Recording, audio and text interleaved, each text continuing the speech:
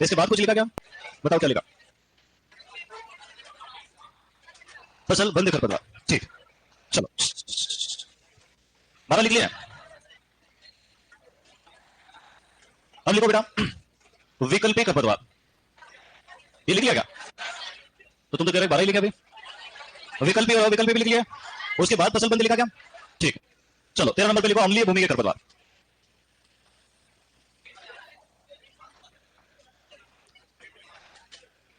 फिर क्षारीय भूमि के खरपतवार। भाई ओए गंजा। रेगिस्तानी खरपतवार। अब देखो अम्लीय भूमि में कौन सा खरपतवार उगता है, तो उसका नाम है आपका कंघी। फिर क्षारीय भूमि में लट जीरा और सेंजी। डायरेक्ट क्वेश्चन आते हैं ना। नागफनी, नागफनी कोई कटील भी कहते हैं ना। जवासा और वायुसुरी, जिसको वायुसुरी कहते हैं।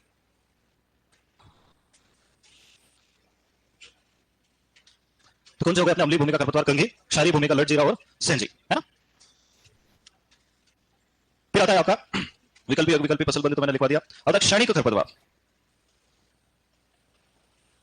सूक्ष्म जलवायु का खरपतवार। क्षणिक खरपतवार को कहते हैं एफिमेरल वीड्स।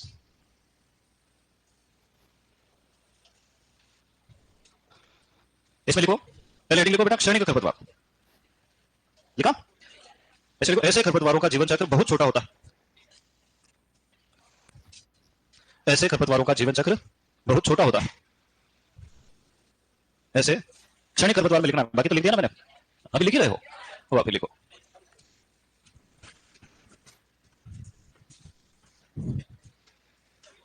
हाँ? अभी रुक जा, सब साथ में लिखेंगे क्या?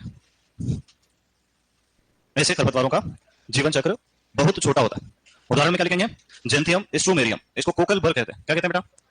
कोकल बर। अरे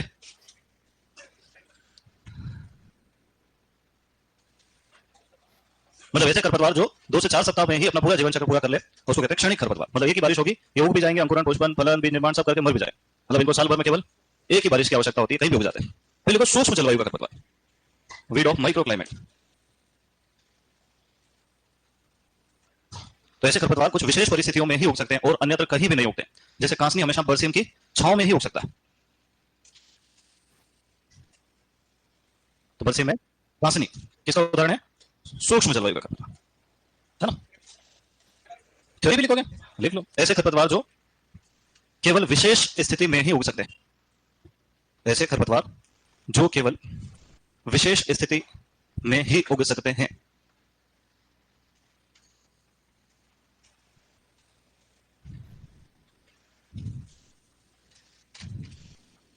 क्या कहलाते हैं?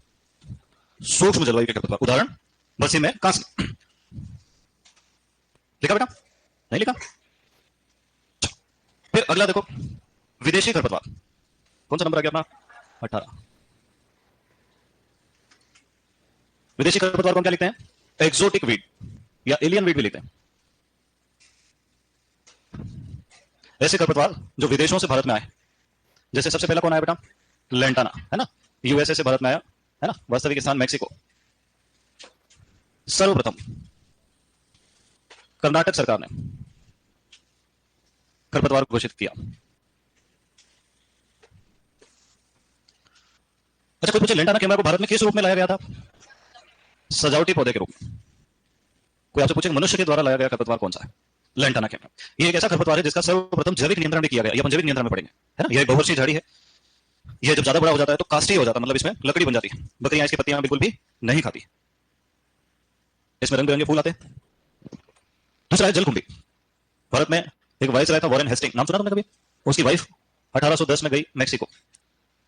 उसको लगा कि यार ये तालाब में अच्छा पौधा उगा हुआ, अपने घर के पीछे वाले कुंड में भी उगा लेंगे। तो वो क्या ले आई? जलकुंभी, सजावटी पौधे के रूप में। फिर यहां आके क्या पता चला कि ये पौधा जो है ये क्या करता है? जलाशयों, ये लिख लिया क्या मैंने हानियों में? नहीं लिखा। कि ऑक्सीजन को बाहर फेंक देता, जिससे जलीय जीवों की मृत्यु हो जाती।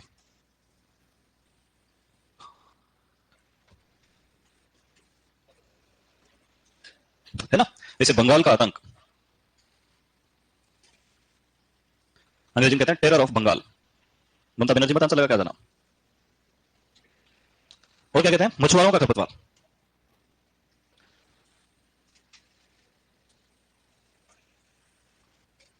अंग्रेजी में क्या लिखेंगे, फिशरमैन वीट भी कहा जाता है। अगला तुम्हारा फेवरेट कौन है बताओ।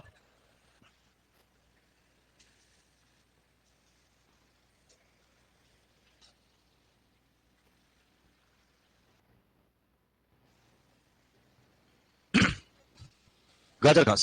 गाजर घास का वैज्ञानिक नाम लिखा तुमने, क्या है, पार्थेनियम हिस्टेरोफोरस, है ना। ये वैसे तो बहुत पुराने जमाने से आता है, पर सबसे पहले 1956 में पुणे में गेहूं के साथ देखा गया, गेहूं के बीज के साथ देखा। ऐसा था जब अपने गेहूं का बीज इंपोर्ट किया। कहां से करते थे अपन गेहूं इंपोर्ट, अमेरिका से। क्यों करते थे, क्योंकि जब अपन आजाद हुए तो अपनी उत्पादकता 648 किलोग्राम प्रति हेक्टेयर थी। मतलब एक हेक्टेयर में कितना गेहूं होता था, 6.5 क्विंटल। वर्ल्ड रिकॉर्ड था ये भी। अब 64-65 हो जाता है कभी कभी। तो जब अपन आजाद हुए तो अपने पास खाने का अनाज भी नहीं था, है ना। भारत में एक प्रधानमंत्री रहे, लाल बहादुर शास्त्री, नाम सुना तुमने। उन्होंने कहा था कि भारत के हर नागरिक को संडे के दिन उपवास करना चाहिए। मतलब 7 दिन में से एक दिन अगर अपन खाना नहीं खाएंगे तो लगभग 15-16% अनाज की बचत होगी, जिससे भूखे लोगों को और खाना मिल पाए। तो सोचो ऐसी स्थिति थी। जब अमेरिका से अपने कहा कि हमको गेहूं दे दो, तो उन्होंने red hard Mexican durum wheat भेजा, लाल कठोर गेहूं, जिसका रोटी बनाते थे तो पापड़ बन जाता था। अपन शायद केचम केच खेल सकते हैं, है ना। वो भी खाया लोगों ने, खा नहीं पाते थे उसको, ऐसे बिस्किट जैसे कट कट कर खाना पड़ता। मक्का पापड़ खाते हो ना तुम वैसे। चलो, तो उसके साथ ही आया हुआ है गाजर घास। गाजर घास को क्या कहते हैं बेटा, खरपतवारों का गिल्ली डंडा नहीं कहते घनश्याम, वो तो गेहूं सा है। कांग्रेस घास, म्युनिसिपैलिटी की घास, है ना। म्युनिसिपैलिटी शब्द नहीं है, म्यूनिसिपैलिटी, पर अपने क्या कर दिया, उसको पार्टी बना दिया। नगर निगम को कहते हैं म्यूनिसिपैलिटी, है ना। तो म्युनिसिपैलिटी घास कौन है, गाजर घास। अब बताओ इसका प्रवर्धन कैसे होता है, क्राउन बर्ड्स, पुष्प बालिका से, है ना। बाकी तो इसके बारे में बहुत कुछ पढ़ा दिया मैंने तुमको, नहीं पढ़ा। अच्छा, गाजर घास का प्रयोग निमेटोड्स के नियंत्रण में किया जाता है, ऐसा लिखा क्या तुमने, सच बताओ, लिखवा दिया मैंने। चलो ये हो गया, जिसने नहीं लिखा वो लिख लेना, है ना। गाजर घास C3+C4 पौधा दोनों है। अच्छा, इसके अलावा जो अपना मैक्सिकन पॉपी, मैक्सिकन पॉपी किसको कहते हैं हम लोग बेटा, सत्यानाशी। ये भी विदेशी खरपतवारों की श्रेणी में आता है, इसका नाम ही मैक्सिकन पॉपी है ना। तो ये भी मैक्सिको से ही भारत आया, और मैक्सिको एक अलग देश है, पर अपने एग्रीकल्चर में सब एक ही है। यूएसए भी वही है, मैक्सिको भी वही है। अपन अपना भरोसा नहीं, अपन अर्जेंटीना को भी अमेरिका कह सकते हैं। Chile, Peru, Brazil, Uruguay, Paraguay, Bolivia, सब अपने लिए क्या है, अमेरिका। पूरा महाद्वीप एक ही देश मानता है। तो ये हो गया अपने कौन से खरपतवार बेटा, विदेशी खरपतवार। अब आपत्तिजनक खरपतवार पढ़ा क्या तुमने, बताओ, लिखवा दिया मैंने, कहां लिखवाया, देखो एक बार ध्यान से।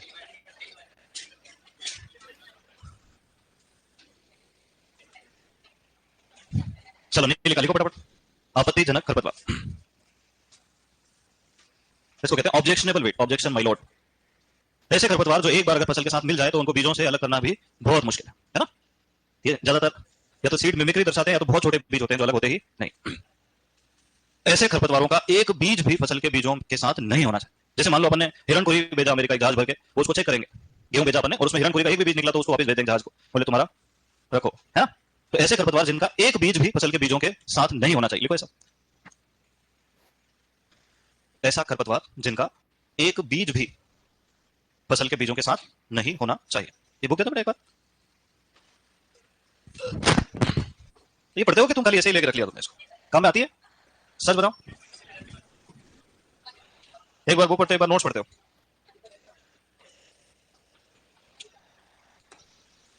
इसमें कुछ करेक्शन है जो करेक्ट नहीं अपन अभी, चलो मैं करवा दूंगा। चलेंगे, इसमें उदाहरण लिखो, इसके उदाहरण मोस्ट इंपोर्टेंट है। सबसे ज्यादा कहां से प्रश्न आते हैं, आपत्तिजनक खरपतवार में से। गेहूं का आपत्तिजनक कौन है बेटा, हाँ, हिरणकुरी, और गेहूं सा भी है ना। फिर धान का कौन है, जंगली धान। बरसी में कासनी, रिजका में अमरबेल, सरसों में, ज्वार में जंगली ज्वार, गन्ने में कांस। ये नकलची वाला सिस्टम थोड़ा थोड़ा फॉलो होता है, पूरा फॉलो नहीं होता है ना। पर ज्यादा लिख लोगे तो याद नहीं कर पाओगे, इसलिए इंपॉर्टेंट है खाली गेहूं और सरसों, ये सबसे ज्यादा पूछा जाता है। और बरसीन, इसका गला घोट देना यार तू,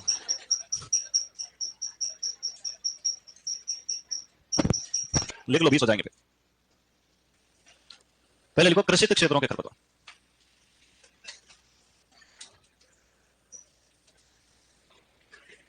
देखो एक हमने पढ़े थे फसल बंदी खरपतवार, क्या पढ़े थे बेटा, अरे इधर पढ़े, ध्यान दो यार, जिंदगी में पंखा ही रह जाएगा, कूलर तक भी जाओ। मतलब इतने बड़े बड़े बड़े बड़े क्या हो गए अब तुम? तुम्हारे गरीब बच्चे होंगे एक एक दो दो, है कि नहीं है? हाँ, आधे ज्यादा शादीशुदा है तुम में से। उनका तैयार करो कम से कम। नहीं तो 4-5 साल बाद उनसे कोई पूछेगा कि तेरे पापा क्या करते हो, कहेंगे सुपरवाइजर की तैयारी। चलो लिखो बेटा, कृषि क्षेत्र के खरपतवार, वीड्स ऑफ एरेबल लैंड। देखो कोई बात करे ना तो मुझे दुखी होना, तुमको नहीं होना, तुम्हारा तो कंपटीशन कम हो रहा है ना, नहीं समझे? अरे मेरे स्टूडेंट बात करे मुझे दुख होना चाहिए, कोई और दूसरा बात करे तुमको खुशी होना चाहिए कि इसका ध्यान पढ़ाई में नहीं, अपना कंपटीशन कम है। चलो, ऐसे खरपतवार जो केवल खेतों में ही उगते हैं, जंगली अवस्था में नहीं पाए जाते, लिखो इसमें। ऐसे कहाँ लिखवा दिया? वो तो फसल बंदी लिखवाया के, देखो एक बार पीछे जाके, वही तो पूछा था मैंने तुमसे। हाँ हाँ, विकल्पी का एक दूसरा नाम है कृषि क्षेत्र के खरपतवार, अविकल्पी का, है ना? दूसरा लिखो अकृषि क्षेत्र के खरपतवार। ये सामान्यतः खेतों में नहीं पाए जाते, केवल जंगलों में ही पाए जाते हैं, लिखवा दिया। अविकल्पी विकल्पी अलग वर्गीकरण है, ये दोनों अलग वर्गीकरण। लिख लो, तुम्हारा क्या जा रहा है यार? वो ऑप्शन में कभी अकृषित कृषित लिख देगा तो अपन विकल्पी विकल्पी को चेंज कर पाएंगे क्या वहां? हाँ, इसलिए लिखो कृषि क्षेत्रों के खरपतवार, ये सामान्यतः खेतों में ही पाए जाते हैं। जैसे बथुआ है, खेत में मिलेगा आपको, कोई कहे बथुआ चाहिए बोले खेत में चलेगा, कोई कहे हिरणखूरी चाहिए खेत में, तो जो खेतों में उगते हैं उनको क्या कहते हैं? कृषि क्षेत्र के। और जो सामान्य रूप से खेतों के बाहर ही मिलते हैं उनको क्या कहते हैं? अकृषि क्षेत्रों के खरपतवार। जैसे लेंटाना कैमरा किसी ढूंढना खेत में जाएगा क्या? वो जंगलों में मिलेगा आपने। विकल्पी अविकल्पी उनकी इच्छा के अनुसार, कि अविकल्पी इच्छा भी कर ले तो भी खेत में से बाहर नहीं जा सकता। तुम एक आध बार तुमको एक किताब दिखाऊंगा मैं, खाली खरपतवार विज्ञान की, ठीक है दास, वो देखना एक बार, फिर तुमको पता चलेगा कि आप तो बहुत ही कम पढ़ा रहे हो। 500 पेज का मटेरियल 10 पेज में पढ़ रहे हैं अपन। चलो लिखा इसमें कृषि क्षेत्र के खरपतवार, लिखो हिरणखुरी, गेहूं, कासनी।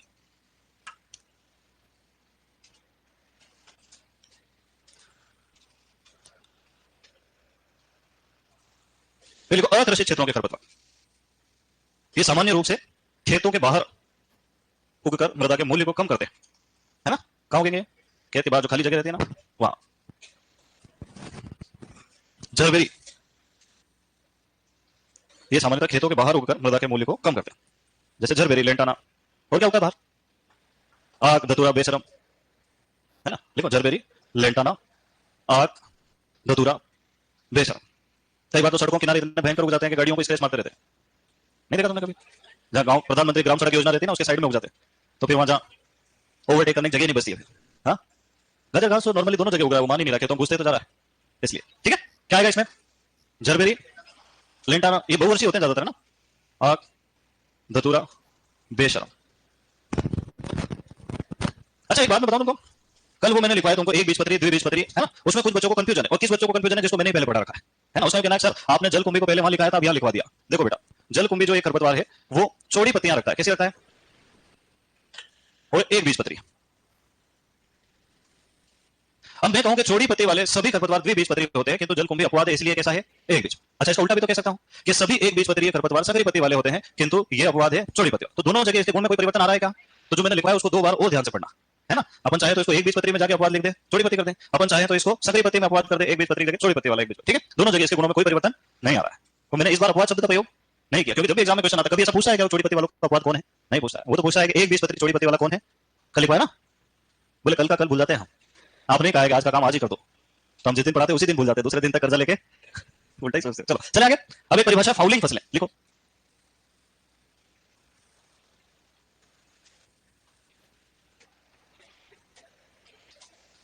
ऐसी फसल जो खरपतवारों की वृद्धि को बढ़ावा देती है ना? ऐसी फसलें जिनको लगाने से खरपतवारों की समस्या और बढ़ जाती है।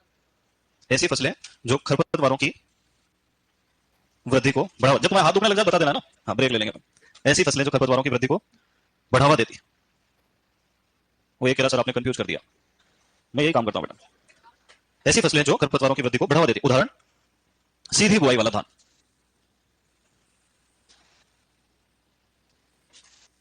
सीधी बुआई वाला धान। सीधी बुआई का धान किसको कहते हैं? जिसको एक बार लगा देते हैं फिर रोपाई उपाई नहीं करते हैं, तो वहां खरपतवारों की जनसंख्या बढ़ जाती है। चलो दूसरा लिखो, शिकारी फसलें।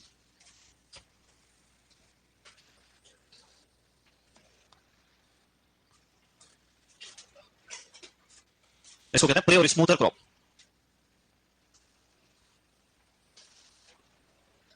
इसमें लिखो ऐसी फसलें जो अपनी घनी वानस्पतिक वृद्धि के कारण, ऐसी फसलें जो अपनी घनी वानस्पतिक वृद्धि के कारण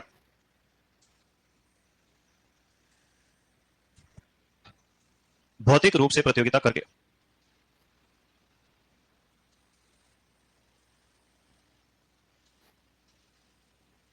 भौतिक रूप से प्रतियोगिता करके। खरपतवारों की जनसंख्या को, वो एक बच्चा कह रहा है रिकॉर्डेड क्लास है, टाइम गलत आ रहा है, क्या होगा इस जनरेशन का? खरपतवारों की जनसंख्या को कम कर देते, कम कर देती है, जैसे बरसीम। प्रश्न भी इतना से आता, शिकारी फसल का उदाहरण है बरसीम। ठीक है, अब हम पढ़ेंगे खरपतवारों का प्रबंधन, जो सबसे इंपॉर्टेंट टॉपिक है। ठीक है, हाँ क्या प्रॉब्लम समझ में नहीं आया? चकुंदर मैंने नहीं पढ़ा, मैंने जितना पढ़ा मैं उतना पढ़ा सकता हूं। मैं ढूंढ के बता दूं तेरे, तू जो बोले जो दुनिया में है ना। चलो चले आगे। अब लिखो खरपतवार प्रबंधन, ये सबसे ज्यादा इंपॉर्टेंट टॉपिक है।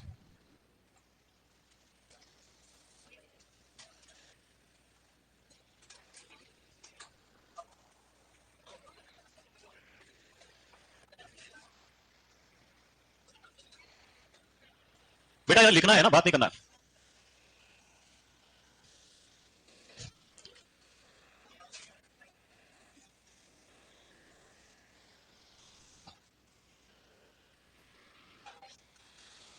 ये लिखवा दिया पहले, हाँ।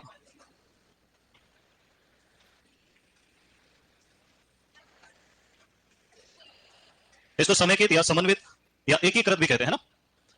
तो समन्वित की जगह अपन क्या लिख सकते हैं? एकीकृत।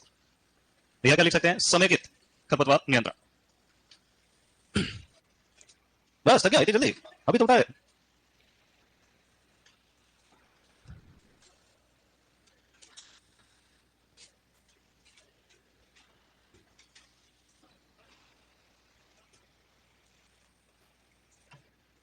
लिखा?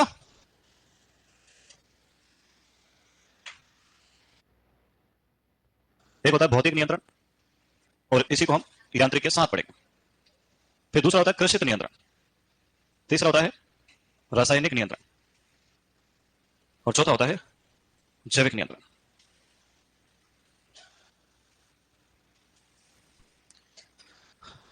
सर कितना लिखा दिया, कितने पेज बताओ भाई, कितने पेज लिख लिया? 3 पेज।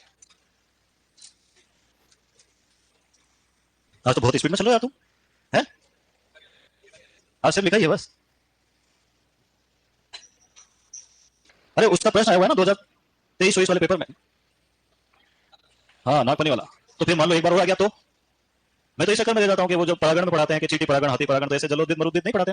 चलो अपन एक काम करते हैं, मैं लिखवा देता हूँ, फिर इसको आगे कैरी फॉरवर्ड करते हैं, आखिरी में लिख लेना, ठीक है? जैसे देखो धूप में उगने वाले पौधे, एक बात बताऊं मैं तुमको, अगर अपन 2 4 10 शब्द याद कर लें खाली, तो अपने लिए बहुत सारे शब्दों को पहचानना बहुत आसान रहेगा। जैसे लैटिन भाषा में एक शब्द है हेलियो, हेलियो को हम कहते हैं सूर्य, है ना। जैसे हेलियोफाइट धूप में उगने वाले पौधे, पायरो हेलियोमीटर धूप की तीव्रता को मापने का यंत्र, हेलियोट्रोपिज्म धूप की दिशा में परिवर्तित होना या वृद्धि करना। सूरजमुखी पढ़ा था अपने 6 7 देश वालों को मालूम होगा, अभी 8 9 को नहीं पढ़ा है, है ना। तो हेलियो शब्द जहां भी आए किससे संबंधित है बेटा? सूर्य से। अगला शब्द होता है हाइड्रो, हाइड्रो वैसे तो जल से संबंधित होता है, पर फिजिक्स वालों ने इसको सभी द्रव को एक साथ करके हाइड्रो कर दिया। जैसे हाइड्रोलिक्स द्रव पर आधारित, है ना। जैसे हाइड्रोपोनिक्स द्रव में की जाने वाली खेती पानी के पोषक तत्वों के घोल में, है ना। जैसे हाइड्रोफाइट्स जल में उगने वाले पौधे, जैसे हाइड्रोफोबिक जो जल से दूर रहता है। तो जहां भी हाइड्रो शब्द आएगा वो क्या है? हाइड्रोलॉजी। हाइड्रो योगा भी होता है आजकल, डिहाइड्रेशन, सारे शब्द किससे जुड़े हुए हैं? पानी से या द्रव से। कुछ समझ में आ रहा है नहीं? लीतो शब्द जो है वो चट्टानों से जुड़ा हुआ है। जेरो शब्द रेगिस्तान से जुड़ा है। शियो छाओ, फोटो प्रकाश। तो ऐसे कुछ शब्द है जो अगर अपने को इनका थोड़ा भी अर्थ पता हो तो कहीं भी जाके इनको अपन ऐड कर सकते हैं, है ना। तो अपन देखते हैं धूप में उगने वाले पौधे, फाइटा शब्द किससे संबंधित है? पौधों से। तो धूप में उगने वाले पौधे क्या कहलाते हैं बेटा? हेलियोफाइट। और छांव में उगने वाले पौधे क्या कहलाते हैं? शियोफाइट, है ना। आलू एक शियोफाइट के रूप में जाना जाता है। ज्यादातर इंडोर प्लांट्स घरों के अंदर लगाए जाते हैं वो सब कैसे होते हैं? शियोफाइट। हाइड्रोफाइट क्या उगेंगे? जल में उगने वाले पौधे क्या कहलाते हैं? और रेगिस्तान में उगने वाले जीरोफाइट्स, कुछ लोग जीरोफाइट्स भी बोलते हैं, है ना, उनकी इच्छा है। इनको कहेंगे जलोदभेद, और इनको क्या कहेंगे? मरुदभेद। यार ये तो हिंदी बहुत कठिन भाषा है, ये तो आखिरी में लगेगा क्या? आदत है। फिर लवण में उगने वाले पौधे, लवणीय मृदा में उगने वाले, इनको हम कहते हैं हेलोफाइट। याद रखना, हेलियोफाइट्स धूप में उगते हैं, है ना, और हेलोफाइट्स लवण में उगते हैं, है ना। ओके, बच गया लिथोफाइट्स, कहां उगेंगे? चट्टानों पर उगने वाले पौधे क्या कहलाएंगे? लिथोफाइट्स। बस लिख लो क्या, ये राशि सेकंड नंबर। हाँ, फिर 5 10 लोग मना करेंगे, ये मेरे आने पहले कर लिया करो चालू बंद वाला सिस्टम। क्योंकि अदालत में जज साहब जब फैसला लेते हैं ना, तो आधे लोग तो खुश होते हैं, आधे लोग दुखी होते हैं। दो लोगों को एक जैसे बात पर प्रिवेंटिव मेथड्स, इसका मतलब है खेत में खरपतवारों का प्रवेश रोकना। अच्छा, तुमने ऐसा पढ़ा कि खेत में खरपतवार आते कहां से? कहां से आते हैं? हवा से आ जाते हैं, पानी से आ जाते हैं, पशु पक्षी से आ जाते हैं, कृषि यंत्रों से आ जाते हैं, फसल के बीजों के साथ आ जाते हैं। कभी कभी तो इंसान खुद लेके आ जाता है, कभी अपन एक जगह दूसरी जगह मृदा का स्थानांतरण करते हैं तभी चले जाते हैं। इनको कहते हैं खरपतवारों का प्रकीर्णन या प्रसरण, डिस्पर्सन ऑफ वेट। अगर उन कारणों का हम पता लगा ले तो खरपतवारों को खेत में घुसने से रोका जा सकता है। तो प्रिवेंटिव मेथड का मतलब क्या बेटा? खेत में खरपतवारों का प्रवेश रोकना, एडमिशन नहीं देना, है ना? आने मत दो। अब कई बच्चे इसको भी रटने भिड़ जाते हैं। रटना नहीं, खाली समझना है कि क्या करके अपन खेत में खरपतवारों को आने से रोक सकते हैं। बताओ क्या कर सकते हैं? बाढ़ से तभी रोकेंगे। देखो, मुझे बताओ कि सबसे ज्यादा खरपतवार जो है वो आने की संभावना रहती है फसल के बीजों के साथ, पर खरपतवार के बीज छोटे होते हैं। अगर छलनी में फसल के बीजों को छान लिया जाए तो खरपतवारों के बीज नीचे निकल, ज्यादातर खरपतवारों के तो नीचे निकल जाए, तो अपन छान सकते हैं। जैसे खाने के लिए गेहूं में से कंकर पत्थर खरपतवार अलग कर देते हैं, वैसे ही बुआई से पहले भी बीजों को अपन चुन सकते हैं, है ना? तो छानना एक विधि हो गई, चुनना दूसरी विधि। बहुत सारे खरपतवार नहरों से होते हुए खेत में घुस जाते हैं, तो गर्मियों में नहरों के आसपास की साफ सफाई करना, या तो खेत में जहां पानी प्रवेश कर रहा है वहां जाली लगा देना। सर जाली कहां से लाएंगे? दादाजी की धोती बांध देना, बस खाली इतने ध्यान रहे कि उसमें छेद नहीं होना चाहिए, है ना? नहीं तो उसमें से सारे खरपतवार बाहर आ जाए। ठीक है। इसके अलावा पानी में डुबाने पर सामान्य रूप से फसल के बीज नीचे डूब जाते हैं और खरपतवारों के ऊपर तैर जाते हैं, है ना? जैसे बरसीम से कासनी के बीजों को अलग करने के लिए नमक के घोल का प्रयोग किया जाता है ना? गेहूं में भी ईयर कोकल और टुंडू वाले दानों को अलग करने के लिए भी नमक के घोल में बीजों को डुबाया जाता है। आवारा पशुओं को खेत में घुसने से रोकना है, कृषि यंत्रों को प्रयोग करने से पहले उनकी साफ सफाई करना है, तालाब की मिट्टी को खेत में लाके नहीं डालना है ना? अरे समझ में आया? कई बार लोग भेड़ वालों को, ऊंट वालों को अपने खेत में स्थान दे देते हैं, वो दुनिया भर खरपतवार खा के आते हैं, खाद तो कम देते हैं और खरपतवार सेल्यूलोज दे जाते हैं, ताजा ताजा दिमाग की समस्या और बढ़ जाती है। तो आवारा पशुओं को खेत में नहीं घुसने देना है। ये सारी बातों का अपने को ध्यान रखना है। क्लियर है मामला? एक और शब्द आता है कि जब विदेशों से कोई बीज मंगाया जाए तो पहले उसको अच्छे से देख लेना चाहिए। इसके लिए हमने बनाए हैं पादप संगरोध नियम। संगरोध को इंग्लिश में कहते हैं क्वारंटाइन, और कोविड के बाद बच्चा बच्चा क्वारंटाइन समझता है। तो जब भी विदेशों से कोई भी अपन बीज का लॉट मंगाते हैं तो उसको जहाज को साइड में रोक देते हैं। फिर एक DPPNQ, directorate of plant protection and quarantine, पादप संगरोध निदेशालय नाम की एक संस्था फरीदाबाद, उसके टेक्निकल अधिकारी वहां जाते हैं, उनके सैंपल लेते हैं, उसमें चेक करते हैं किसी कीट के, किसी रोग के या किसी खरपतवार के कोई भी लक्षण अगर दिखाई दिए अपने कुछ बीज के साथ तो अपन उसको रिजेक्ट कर देते हैं, है ना? एक बार भारतीय क्रिकेट टीम ऑस्ट्रेलिया खेलने गई, है ना? तो हरभजन सिंह और युवराज सिंह के ऊपर $5,000 का जुर्माना लगाया।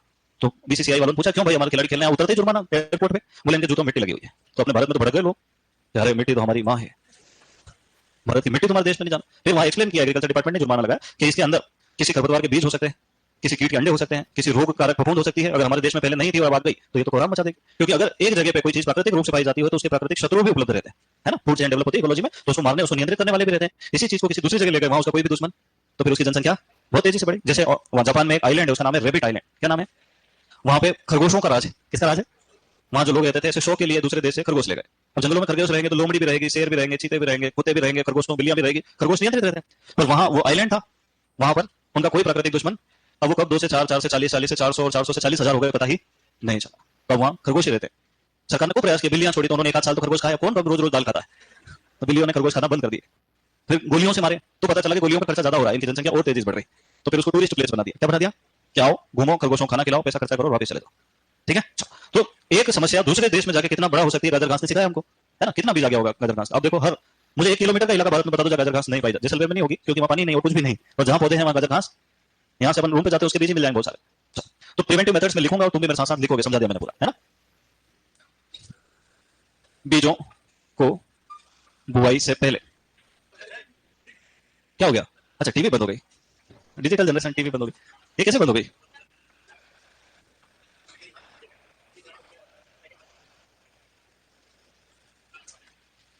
कहां चलती है? इसका रिमोट नहीं है अपने पास?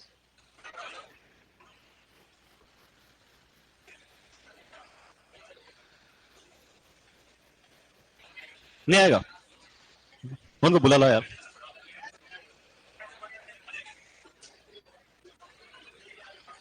चलो इधर देख लेना। क्या हो गया? ये किसने भेजी ब्लूटूथ की रिक्वेस्ट? मेरा नहीं है ये, कोई लिखा है पेयर विथ मीना। मीना कौन है रे? मोबाइल कौन है क्लास में, पहले तो ये बताओ ना।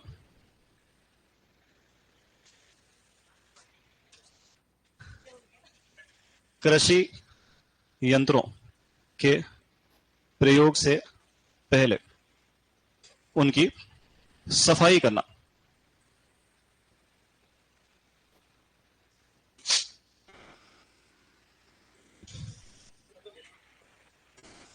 गर्मियों में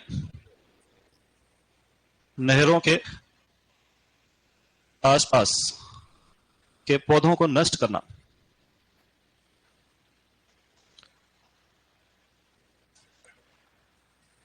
आवारा पशुओं का खेत में प्रवेश रोकना, कच्चे गोबर की खाद का प्रयोग नहीं करना,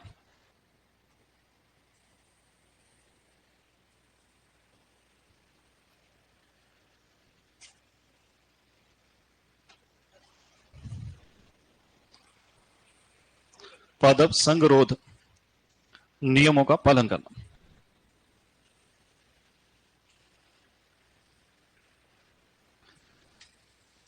पादप संगरोध निदेशालय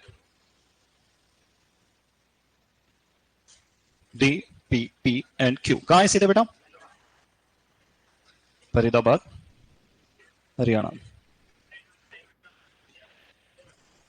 आ गया? वेरी गुड, लिखो।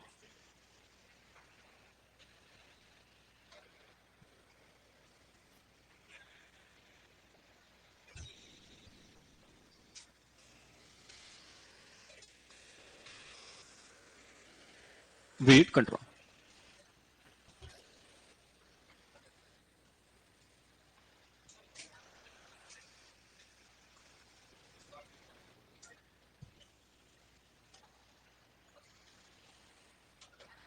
तुमने कभी ग्राफ पेपर देखा है? नहीं देखा?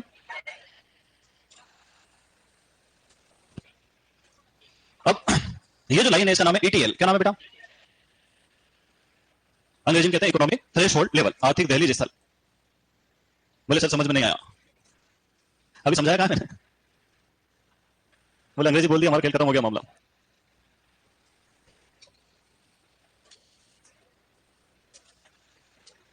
और इसके ऊपर अगर पहुंच गए हम तो ये कहलाएगा EIL, इकोनॉमिक इंजरी लेवल। इसको कहते हैं आर्थिक क्षति स्तर। अब ऐसा कहा जाता है कि खरपतवारों का नियंत्रण तब करना चाहिए जब उनकी जनसंख्या आर्थिक दहलीज स्तर को पार करके आर्थिक क्षति स्तर तक पहुंच जाए। कीट विज्ञान में भी ऐसे ही कहते हैं कि कीटों का नियंत्रण भी तभी करना चाहिए जब उनकी संख्या आर्थिक दहलीज स्तर को पार करके आर्थिक क्षति स्तर तक पहुंच जाए। अब या तो अपन कर लेंगे इसको समझते हैं। एक बार क्या हुआ कि हरे राम काका सुबह सुबह खेत पे गए। अब ये मत पूछना क्यों गए, उनका खेत उनकी मर्जी। अब बीच खेत में से एक गेहूं के मामा ने उनको हाई कर दिया, गुड मॉर्निंग। अब हरे राम काका का दिमाग खराब, सुबह सुबह कोई खरपतवार मिल जाए तो अपना दिमाग खराब हो जाता है। उन्होंने लोटा रखा साइड में और उस आदमी तक पहुंचे, उसको उखड़ा और कंधे पे डाल के सोचा नदी है उस पार निकल जाते हैं, कौन लोटा लेने जाएगा वापस। अब घर आए, आंगन में उसको पटक दिया गेहूं साको और घनश्याम को बुलाया, बोले इधर एक चीज दिखाता हूं। उसे दिखाओ। बोले बीच खेत में से हाई कर रहा, मुझे ये जानता नहीं है मैं कौन आदमी हूं। घनश्याम ने माथा पीट लिया, देखे तू दुखी हो रहा है, तेरा मामा लगता था। बोले चलो खेत पे दिखाता हूं। खेत पे ले गया, बोले ये गेहूं सा का पौधा कितना नुकसान करता है, 10 ग्राम गेहूं 20 ग्राम गेहूं, तुमने देखो हाईवे बना दिया खेत में, 40 किलो गेहूं खराब कर दिया। तो क्या उसको उखाड़ना सही रहा है? नहीं रहा ना, बुद्धिमानी का काम नहीं। अगले साल फिर सेम घटना हुई, फिर हरे राम काका फिर एक ने कर दिया हाई। उनका दिमाग तो बहुत खराब हुआ, पर खेत में जा नहीं सकते, घनश्याम ने पैर बांध दिए। उनको आइडिया आया, उन्होंने ड्रोन वाले को बुलाया, बोले ये ले 2000 रुपए, सारे मामा बांधे सब निपटा दे दो, टूपर डाल, आइसोप्रोटिरोन डाल, सब जो डालना वो डाल, ये एक भी मामा मुझे दिखाई नहीं देना चाहिए।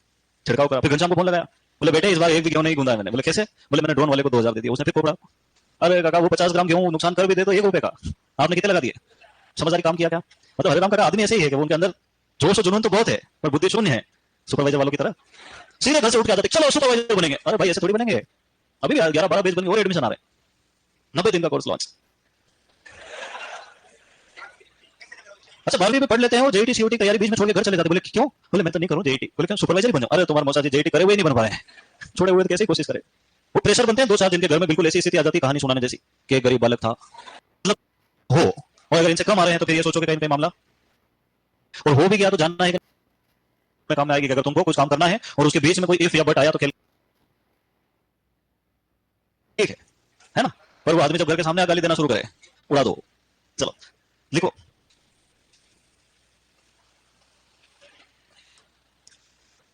अब लिखो खरपतवारों का नियंत्रण,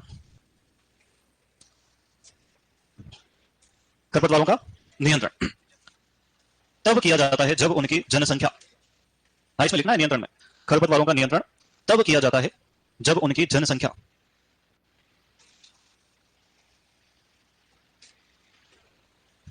आर्थिक दहलीज स्तर को, कोष्टक में लिखना ETL,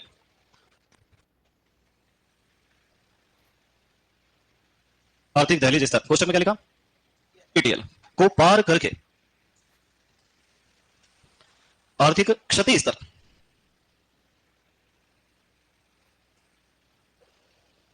कोष्टक में क्या लिखना है? AIL तक पहुंच जाए, तक पहुंच जाए। अभी ATL वैज्ञानिकों ने डिसाइड कर रखा है अलग अलग राज्यों के लिए अलग अलग, अलग अलग क्षेत्रों के लिए अलग अलग, अलग खरपतवारों के लिए अलग अलग, है ना। जैसे मान लो कोई कहता है यूपी में ज्यादा गेहूं होता है, गेहूं सबसे ज्यादा होता है, सिंचित क्षेत्र है, वहां क्या रखा गया 1 वर्ग मीटर में अगर गेहूं के 2 पौधे भी दिखाई दे तो उनका नियंत्रण नहीं करना, मतलब 1 हेक्टेयर के खेत में 20,000 गेहूं के पौधे जिंदा रह सकते हैं बिना नियंत्रण। इससे ज्यादा हो गए उड़ा दो, अब उड़ाएंगे तो आधे थोड़ी पूरे उड़ाएंगे, है ना। चलो अब फिर लिखो नीचे दूसरी लाइन, खरपतवार नियंत्रण का मुख्य उद्देश्य, खरपतवार नियंत्रण का मुख्य उद्देश्य, खरपतवार नियंत्रण का मुख्य उद्देश्य खरपतवारों की जनसंख्या को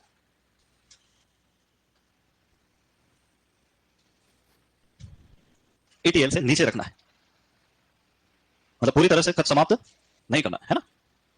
खरपतवार नियंत्रण का मुख्य उद्देश्य खरपतवारों की जनसंख्या को ATL से नीचे रखना है।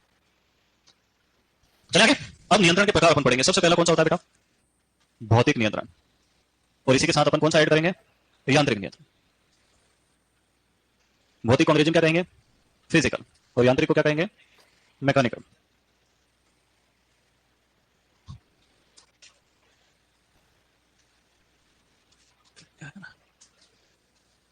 MA आएगा यहाँ, CHE। अच्छा मुझे बताओ भौतिक शक्तियां कौन सी है? भौतिक शक्ति किसको कहते हैं? जो प्राकृतिक शक्तियां हैं, आग, हवा, पानी, सूरज की धूप या इंसान, ये भी भगवान ने बनाया है ना। तो अगर भौतिक शक्तियों का प्रयोग करके अपन खरपतवारों को नियंत्रित करते हैं तो इसको कहते हैं भौतिक नियंत्रण। जैसे हाथ से उखाड़ना, सोलराइजेशन कर देना, खेत में पानी भर देना, आग लगा देना, ये सब क्या है? भौतिक नियंत्रण। तो अगर हमने हथियारों का प्रयोग कर लिया, खुरपी, कुदाली, फावड़ा, दंताली, हैरो हो, कल्टीवेटर, वो सब काय में आ जाएगा? यांत्रिक नियंत्रण, है ना। तो यंत्रों का प्रयोग करते हैं तो यांत्रिक नियंत्रण, और भौतिक शक्तियों का प्रयोग करते हैं तो भौतिक नियंत्रण। अब देखो सबसे पहला भौतिक नियंत्रण होता है उखाड़ना। पहले लिखते थे हाथ से उखाड़ना, फिर मैं कहता था झरबेरी उखाड़ के बताओ। उखाड़ सकते हैं क्या झरबेरी हाथ से? आंकड़ा है छोटा हो, उधर जैसलमेर में उखड़ जाता होगा, इधर उधर में उखाड़ के बताओ। चिकनी मिट्टी का आंकड़ा नहीं उखड़ता, है ना। तो ऐसे खरपतवार जो बड़े बड़े होते हैं उनको कैसे उखाड़ेंगे? फिर ऐसा लिखा जाता है कि बहुवर्षीय खरपतवारों को नियंत्रित करने की सर्वोत्तम विधि कौन सी है? उखाड़ना। तो उनको ट्रैक्टर के पीछे बांध के उखाड़ देते हैं। कैसे उखाड़ते हैं? जरबेरी को एक चेन से बांध देते हैं रस्सी से ट्रैक्टर के पीछे, फिर उखाड़ देते हैं, फिर एक ही बार उखाड़ो, खेल खत्म, है ना। इसके अलावा और क्या कर सकते हैं बताओ? अभी भौतिक शक्तियां बताइए मैंने तुमको, है ना। जैसे पानी भरना, खेत में पानी भर देंगे 1 से 2 सप्ताह के लिए। अच्छा सामान्य फसलों के खेत में पानी भरेंगे क्या होगा? दिक्कत आएगी, इसलिए धान के खेत में पानी भर के खरपतवारों को नियंत्रण हो जाता है। कुछ कुछ फिर भी उग जाते हैं जंगली धान जैसे, है ना। फिर सोलराइजेशन, सूरज की धूप में जलाना। अब सोलराइजेशन किसने दिया बेटा? यादुराज, है ना। और सोलर ट्रीटमेंट लुथरन, है ना, वहां बीज विज्ञान। तो इसमें क्या करते हैं अपन कि मई जून के महीने में, कौन से महीने में? 1 से 2 सेंटीमीटर सिंचाई करते हैं, और एक 25 से 50 माइक्रोन की ये उसकी मोटाई होती है ना, पारदर्शी पॉलिथीन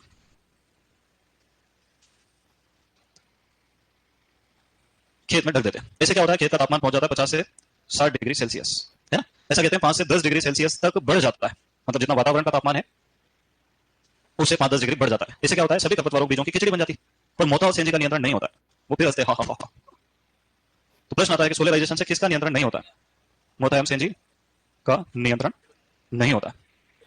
हाँ बेटा, ऑफिस बंद हो गई, उधर वाली में नहीं दिखेगा, देख लो यार, नहीं तो मैं फिर टीवी सुधारना सीखता हूँ एक दिन बैठ के। फिर खरपतवारों को काटना, काटने के लिए कौन से यंत्र प्रयोग किए जाते हैं बेटा? तो घास काटने के लिए मोवर का प्रयोग किया जाता है ना, और झाड़ियां काटने के लिए ब्रश कटर का प्रयोग किया जाता है। अब अपन खरपतवारों को जला भी सकते हैं। क्या कर सकते हैं बेटा? नहीं लिखा? हाँ। अभी मैं पढ़ा ही रहा था, तुमने लिखना कब शुरू करा मुझे पता ही चला। लिखो, तुम लिखोगे जल्दी तो कोर्स टाइम से खत्म कर पाएंगे, नहीं तुम्हारे लिखने के चक्कर में दूसरे सुपरवाइजर बन जाएंगे।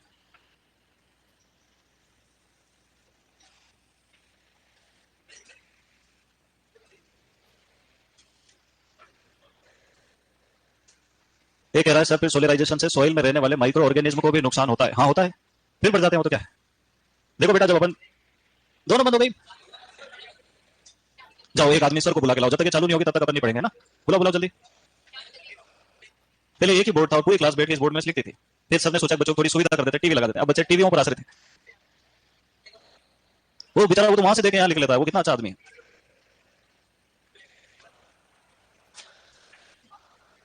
बुला के लाओ सर को, चालू करो टीवी, चल गए? अच्छा ठीक। तो यहाँ बैठ के जल्दी लिख सकती है क्या? वो तो दूर है बेचारे, उन तक तो प्रकाश देरी से पहुंचता है।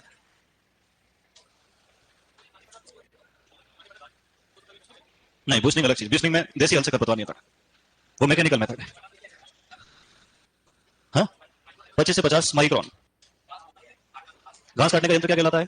मोवर। और झाड़ियां काटने का यंत्र क्या कहलाता है? ब्रश। चलो चले आगे। आज कितने पेज लिख दिए तुमने? हैं? 8 ही लिखे? 4 और लिखेंगे। 3 ही लिखे? 2 घंटे के लेक्चर में 3 पेज कौन लिखता है यार? चलो। अच्छा देखो, खरपतवार जलाने का यंत्र आता है, उसको कहते हैं फ्लेम थ्रोवर। क्या कहते हैं बेटा? फ्लेम मतलब क्या होता है? ज्वाला, और थ्रोवर मतलब फेंकने वाला। तो इसकी ज्वाला का तापमान जो होता है वो होता है 1000 डिग्री सेल्सियस। कितना होता है बेटा? देखना तुमको।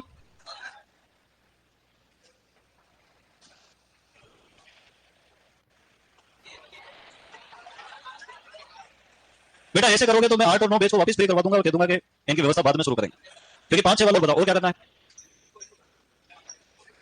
हाँ, यंत्रों की सहायता से, जैसे खुरपी, कुदाली, फावड़ा, फील्ड रेक, हेरो, हो, कल्टीवेटर, ये सब खेत में भू परिष्करण के यंत्र हैं, है ना? इनसे भी अपन खरपतवारों का नियंत्रण कर सकते हैं।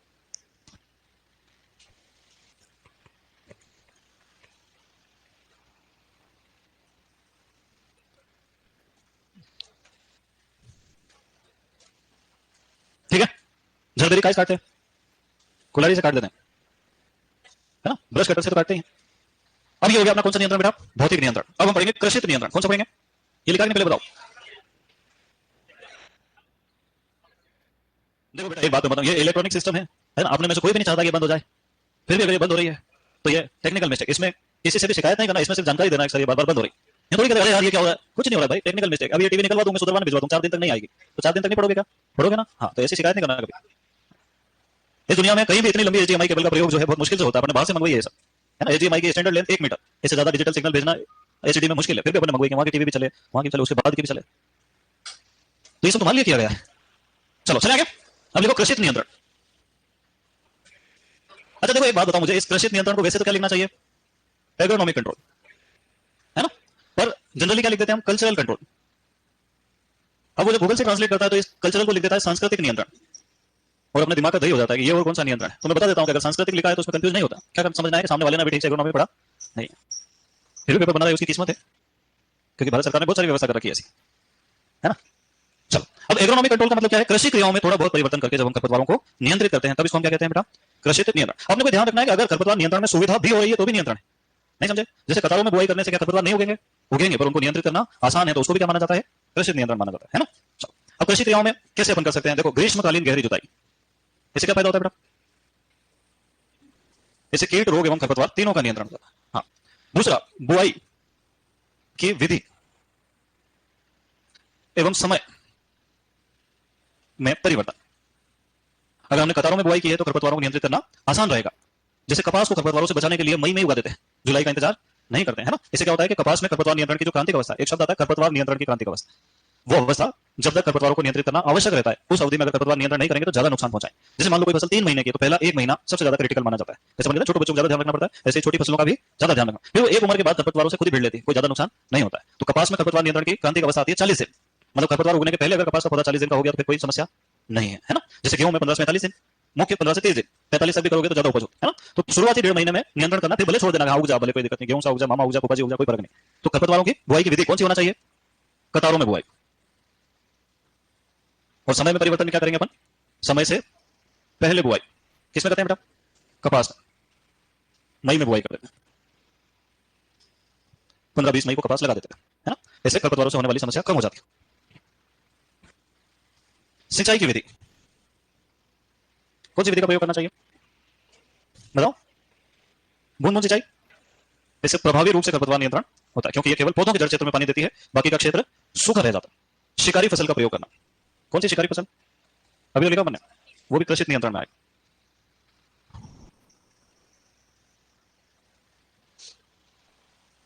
उर्वरक देने की विधि कौन सी होना चाहिए बेटा? संस्थापन विधि। इसको इंग्लिश में कहते हैं प्लेसमेंट विधि। जहां चाहिए वहीं उर्वरक देना, फेंक के उर्वरक देने से खरपतवारों को भी मिल जाता है ना? तो कतारों में उर्वरक देना, जड़ क्षेत्र में उर्वरक देना, अलग अलग होते हैं ना, जैसे row placement, band placement, pellet placement, deep placement, localize placement, सारी प्लेसमेंट विधि का प्रयोग करना चाहिए। अच्छा, फसल चक्र क्या खरपतवारों का नियंत्रण कर सकता है? ये लिख लो पहले, फिर आगे बढ़ेंगे। ज्यादा तो नहीं पढ़ा रहा हूं मैं, है?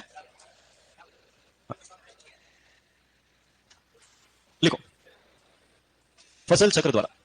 अच्छा देखो एक बात है, मान लो कि अपन एक जैसा फसल पैटर्न अपना, भारत में सबसे ज्यादा कौन सी फसल पद्धति प्रचलित है? खरीफ में धान और रबी में गेहूं, कोई फसल चक्र नहीं।